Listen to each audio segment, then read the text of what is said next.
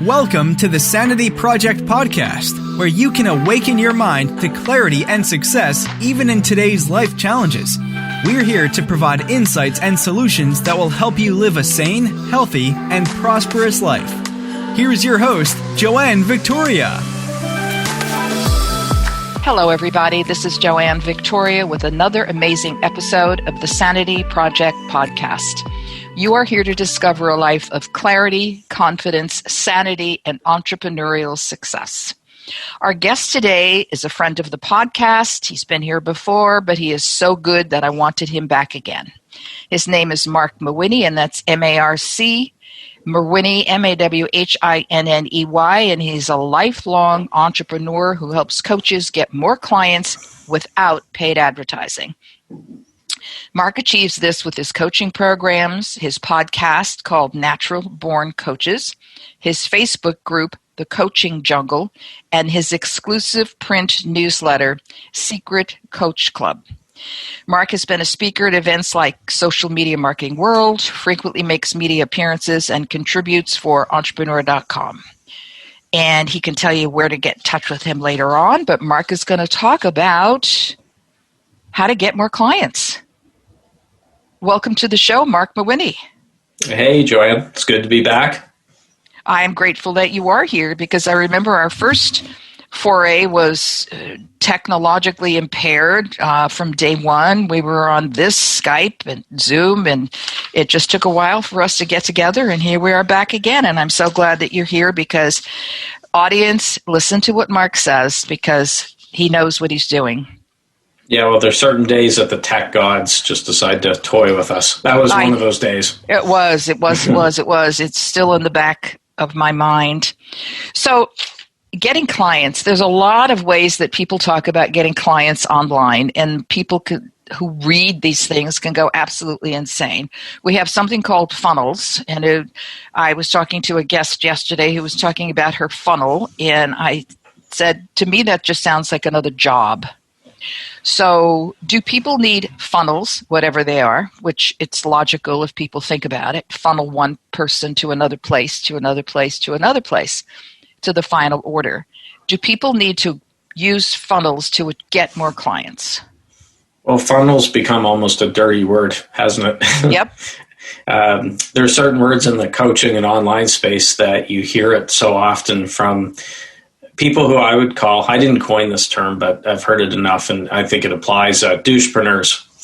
So there's a lot of douchepreneurs in the online space, and they talk a lot about funnels. I always tell people, you're right, you need a funnel, but don't think that it has to be a 177-step funnel where every single point has to be perfect, and it's this complicated thing. You know, a lot of people in the online space, they create these funnels that look like the chalkboard in that Russell Crowe movie, A Beautiful Mind, when the mathematician has all the stuff behind there, and they just really confuse the heck out of themselves. So I always recommend keep it simple. Even now, actually just this week, I celebrated my 7-year anniversary in the coaching world, and I can put my quote funnel, my process down on a yellow sticky note that can fit there. If it ever gets too big that it can't fit on that yellow sticky note, I know that I have to go back and simplify things. So it's like that old KISS saying, keep it simple, stupid, or keep it simple, sweet. If you want to be nice,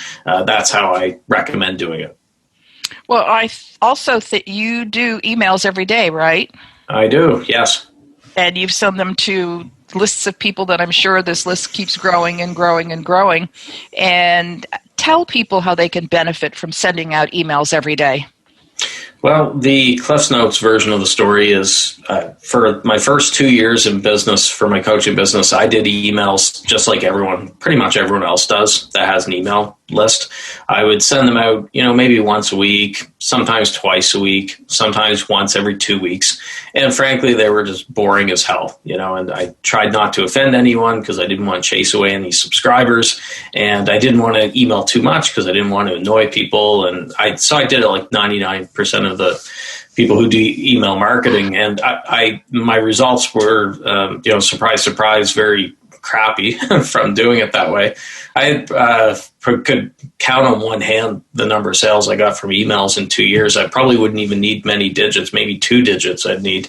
And I was ready to quit email, and I thought, I'm going to focus on other stuff that's working that I'm doing. This is stupid. It's wasting time, and I'm just not going to do it anymore. And I had a guest on my podcast who is a big daily email proponent, and he basically challenged me and said, Mark, why don't you try daily emails? And I thought, well, you know what the heck do I have to lose here? I'll go ahead and do it. And I gave myself a 30-day trial window. I said, okay, Mark, try this for 30 days. You got nothing to lose. If it doesn't work, you can quit email just like you're planning on doing. And to make a long story short, I made $1.7 million in 30 days. No, I'm just kidding. I didn't make millions of dollars. Just like those people who talk about funnels, right? Yeah, I'm a douchepreneur now. I went from living in a garbage dumpster and drinking sewer water to living in a mansion because of daily emails in just a month. No, but what happened was I did start to notice a change. I started to get more responses from people on my list. And lo and behold, started to make some sales. And I thought, wow, there's something to this. And that was in April of 2016 that I made that change to daily. And here we are in 2021, and I haven't missed a day, knock on wood. And I think it's close to 2,000 days when I checked last. So the two things I did besides emailing daily and sticking to it is I also took the filter off. And I said, I'm just going to let it all out. I'll be not afraid to chase people away. And that'll, the thought being it'll draw other people to me that resonate with me, and the ones that don't resonate with me can move on and no hard feelings. And that's the way that it's worked. So yeah, I'm a big fan. I always try to get coaches and different entrepreneurs onto the daily email train because I've seen how effective it can be. Well, just so the audience knows, I do subscribe to Marc's daily emails, and they're fun. When he says he took the filter off, he didn't take the entire filter off, so it's clean, shall we say. But he gives you good information. It's bottom line. It's clear. It's his perspective, Marc's perspective, I'm talking about him as if he's not here, is, every man's way. If you want to be a friend of everyone that is in your niche, just listen to what he says in his emails. Sign up for them. At the end of the show, we'll give you opportunity to get in touch with Marc in many ways, but sign up for the daily emails. If you get bored, I'd be surprised. After a couple, 3 months, that's your problem. He's got good data, good content, and he's always polite, shall we say.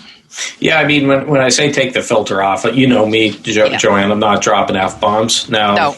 In my real life, I've been known to swear once or twice. Oh, no. Don't disillusion me. Yeah, exactly. But, yeah, I'm not, some people in the online space try to come across as tough and like, oh, look how edgy and authentic I am. I just, dropped 5 or 6 F-bombs in 2 sentences. And, I just say write like you talk. I know it sounds cliche to say just be you or be authentic, which is another buzzword that's out there. But you can't be afraid to chase people away. So a good example of how I chase people away is I don't want to work with people who are overly sensitive or, nowadays with cancel culture and people that are triggered by anything. I don't want to work with those types. So I had an email I sent out a while back, which was talking about business models. I said there's more than one way to skin a cat. Now, I didn't literally mean stealing a neighborhood cat and skinning that cat. I thought that was pretty much self-explanatory, but apparently one of the women on my list was offended because that was cruelty to animals, and that just ruined her day. Her name wasn't Karen, but I know there'll be a Karen joke or something. But I just let her go, unsubscribe. I've had other cases like that where I've said something that I said crap in an email once, which I don't think crap's that bad, but I had someone that said I wasn't aligned with her energetically or vibrationally or something like excuse that. Me. Yeah. And I just said, look, I write like I talk. And if you aren't cool with it, you can unsubscribe, no hard feelings. I never understand people. There's an unsubscribe option on any email platform at the bottom of the emails. It takes a fraction of a second to click that unsubscribe.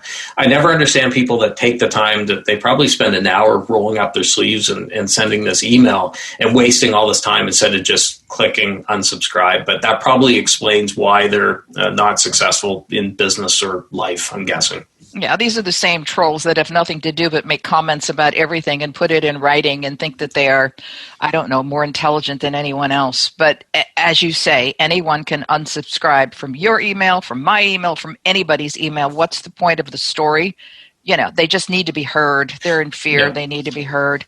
Well, it's happening in the Facebook group lately. Not often, but it's happened where people have chosen to leave the group, which is fine. But they've put Dear John post and said Dear John letters up on the wall, like, hey everyone, I've decided to leave, and you know, it's like they're breaking up. And then they often send me a private message as well, Mark, this is why I've decided to leave the coaching jungle or whatever. And I'm like, you know, give me a break. I've left Facebook groups in the past. I constantly purge the groups I'm in just for my attention and stuff like that. I've never felt the need to say, you know what, I'm going to send Joanne a private message and try to lecture her and tell her why I'm leaving. It's the same people who they'll report comments and posts. So if they put a post up and someone disagrees with them, and they don't even say anything that bad, it's not like they're the person's bullying them or whatever, they just disagree in the comments with them, they'll report that comment because it's a different point of view for theirs. So we have right in the description for the coaching jungle something to the effect of, if you're easily offended,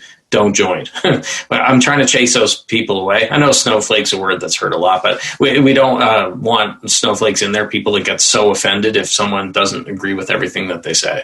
Yeah, I understand. And those of you who are listening who are on Facebook and who are on numerous groups, you should audit them daily. I do that myself. I look, not participating there. I have to get out.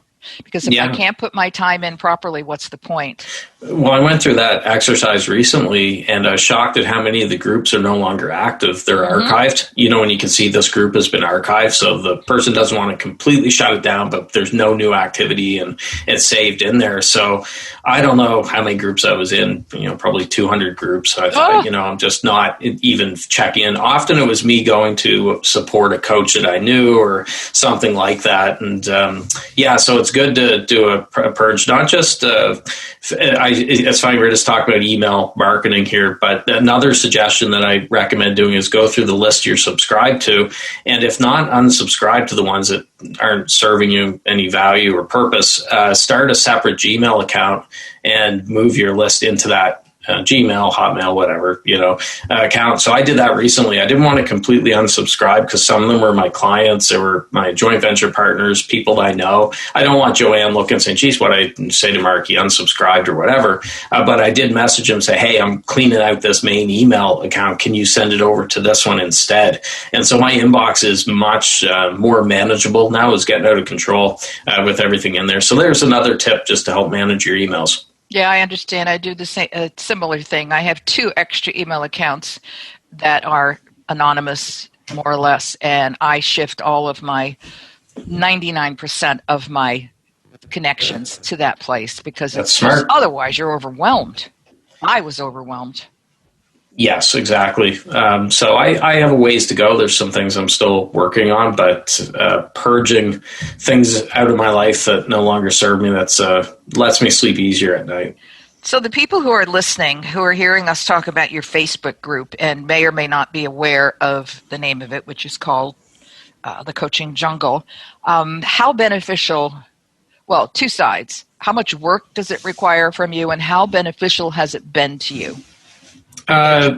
It's been great. You know, it's one of the big 3 pillars for me.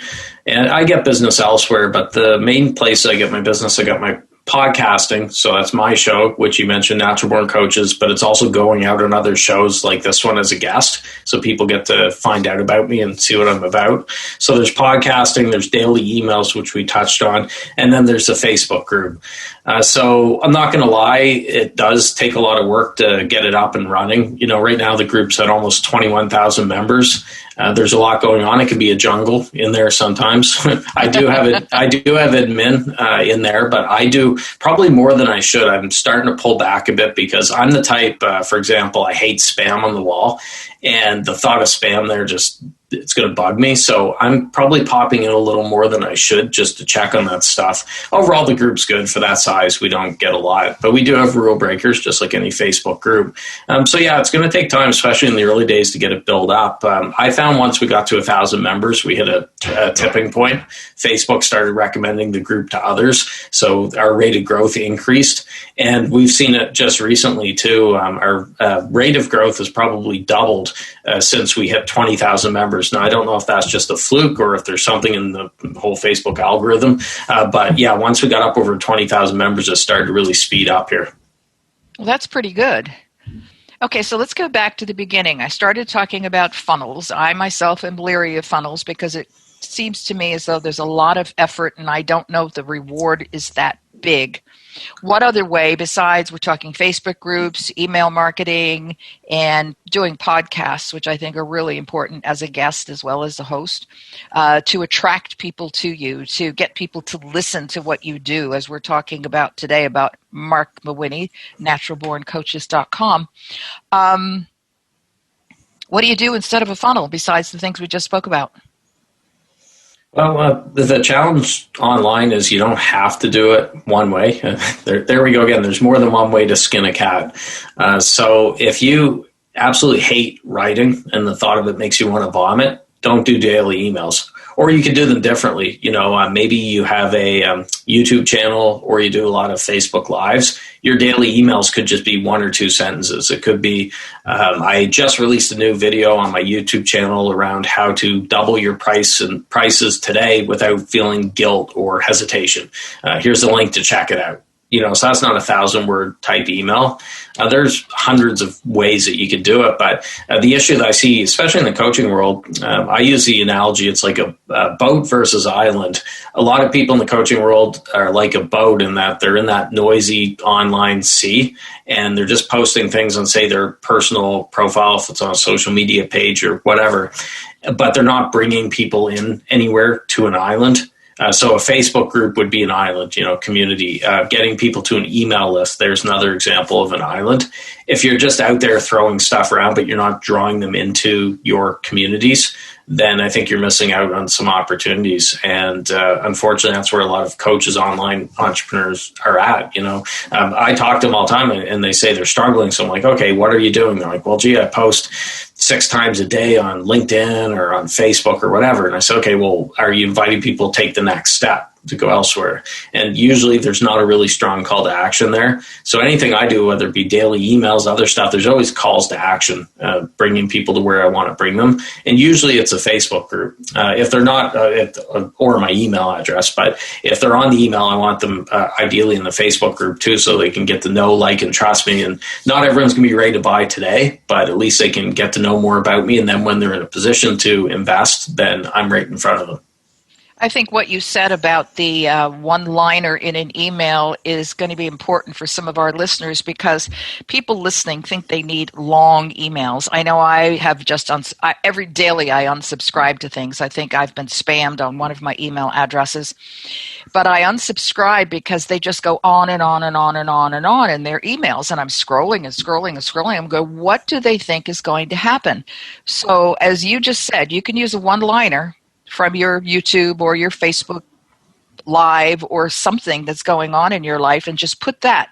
2 or 3 sentences is more than enough because people don't really have time to do much more than that.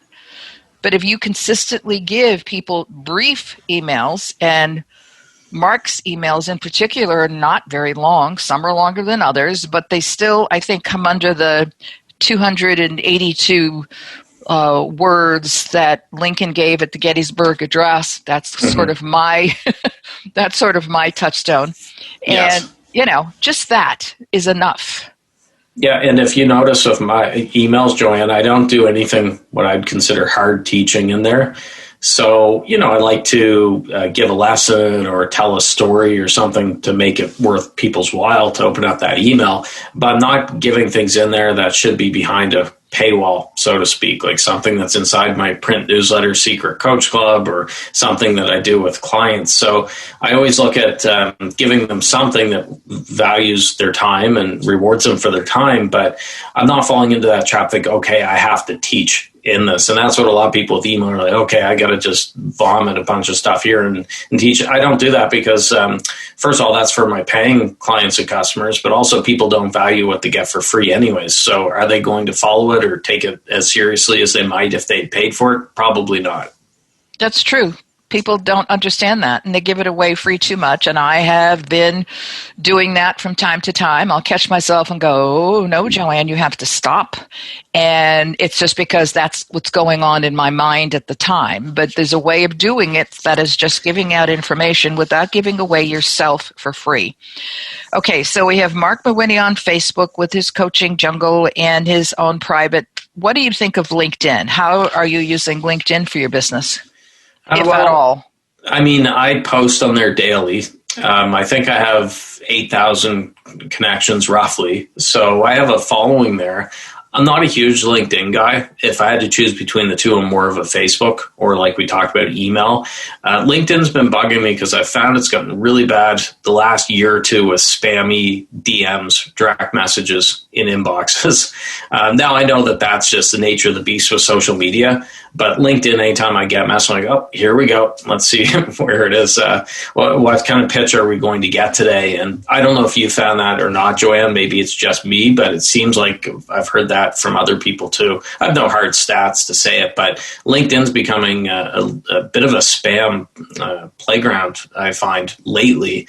And so I'm in there. I do my bit. I get some business from there. It's not my favorite platform. Well, a few months ago, I was receiving requests to connect, and the bottom line is they don't really want to connect with me. They just want access to my connections, and because that's really what it's all about, expanding your space. And I was getting requests from people who were using the same language. They were going to do this, that, or the other thing, and they must have all taken the same course. And then one time I just got so ticked off that I responded. I says, this is like the 19th request for people who have gone to the same course wanting to connect with me. Who are you? I was just so irritated. I was polite. I was LinkedIn polite, shall we say. And not Joanne polite, but was just every single time I go on there, and I ignore so many people. I probably right now have 150 people waiting for me to accept or ignore their request. Because I find them insensitive and uncaring, and I only take requests now from people who know people that I know. Yeah, exactly. So I know some people gel with LinkedIn, and that's great. For me, it's just, especially with the Facebook group, where I have a large Facebook group and a large Facebook following, it wouldn't make sense for me to spend as much or more time with LinkedIn anyways. So I want to be on there. I have a presence, like I said, daily. I am posting in there, but I'm not doing like other people are. And I guess that's a lesson, you pick which places that you enjoy and that you're good at, and then you stick to those instead of trying to do all of them. Like, you won't find me on TikTok. I won't be twerking, my girlfriend's into that, and she, everything. Hey, she has fun with it, but not me. And Instagram, I'm on there, but I'm not going to be posting pictures of the bagel I had this morning, or me doing duck lips or something. I think part of it's because of where I'm at. Where I'm in Canada, we have a couple months of the year where you don't want to go outside. If I was in California or something, or Florida, where I could go out year round to take nice beach pictures and stuff, maybe I'd be doing more with Instagram. But hey, I'm in the Great White North here, so it's beautiful. But for 9 or 10 months of the year, there's a few months it's hell. Yeah, I'm familiar. We're aligned in our weather patterns. You're colder than we are. You have more snow certainly than I do here. But I just joined Instagram because I fell for it because I thought it was a way to post my podcast episodes. But then when I attempted to post my podcast episodes, I found out I was doing it incorrectly, that I had to add audio. So that was another step. I got another job that I had to have. And then I found somebody who would post audio onto my podcast episode. And it just made a world of difference. But you have to create the time. I will talk to some people, prospects, who are only on LinkedIn. They don't even care about Facebook, and then vice versa. So as you said in a recent post, I think this past 7 or 10 days, choose the place that you feel comfortable. Choose the place that works for you. Although I don't think you're going to get any clients from TikTok. That's just fun time, right? Well, it's interesting. I'm actually going to be interviewing someone who is coming on my show. We're recording next week, and she has 2.3 million TikTok followers. She does glass blowing. Mayan Gordon's her name. And I'll be interested to talk with her about it and see how she's monetizing it, because, it's not a place I would think of when I would think of monetization for coaches and stuff like that. But at the end of the day, I'm still big on email. You know, when you have that email list, you own that list. And it can't be taken away from you. You know, you could have Mark Zuckerberg kill your Facebook account, or, any of those other platforms, you could get booted off. I mean, if the president of the United States, former president, can get booted off of, Twitter, then nobody's safe. Anything can happen, right? Well, yeah, that's it. And I've heard horror stories of people in different ones getting removed for not even that big of a deal, with it. And especially with today's cancel culture, where people are offended for pretty much anything. I prefer to be building that email list and then backing it up too. That a lot of people don't back up that list just in case. I've heard horror stories. I hope it doesn't happen, but email providers are now starting to go the way of some social media platforms and trying to censor the speech of the owner of that email list that's sending them out. So MailChimp started with it. I would never use MailChimp, but that's another reason why I wouldn't use MailChimp, where they're starting to say, hey, we can censor things that are being said in the emails. But for the most part, you own that email list and you have a direct line to your people. Make sure you back it up and make sure you continue to grow it. Okay, everybody. For those of you who want a place to find Marc Mawhinney, Marc, tell them how they can find you. Oh, boys. naturalborncoaches.com is where they'll find the podcast. We got over 700 episodes, pretty much any topic imaginable for coaches. So naturalborncoaches.com. The Facebook group is at thecoachingjungle.com. And I have a print newsletter for coaches I mentioned, and that's at secretcoachclub.com. That's always enticing to me every time I read about it. Someday soon, I will come on. Come on board. We'd love to have you. You can pick my brain, too. That's one thing I give perks for any subscribers. I don't know. We could do a whole episode on brain picking, but I don't allow brain picking from any Tom, Dick, or Harry or anything like that. But any Secret Coach Club subscriber, I encourage them to send me a message if they have questions. And some of them make good use of that. And I'm very happy. That's one of the perks of it. So those of you who are listening, you've heard all of the social media, but the Secret Coach Club print newsletter, to me, sounds like a powerhouse. I want to thank Marc Mawhinney for being here today. I'm grateful that he is here, giving himself to you, the audience. And for those of you who are listening, please listen to this again and take notes, because you've forgotten half of what was said. Trust me, you have. For those of you who want a copy of my free book, The True Self Handbook, A Guide to Transform Your Life, go to my website at askjoannevictoria.com. That's AskJoanne, Victoria, like the Queen.com. Thank you, everybody, for being here today, and I really appreciate it. Bye-bye. Thanks, Marc. Thank you. I hope you enjoyed this episode of the Sanity Project podcast. Please go to AskJoanneVictoria.com to listen to more podcasts. Check out Joanne's coaching programs and get a free copy of her report, 5 Steps to Achieve Life-Work Harmony. That's AskJoanneVictoria.com. Take care, and thanks for being here.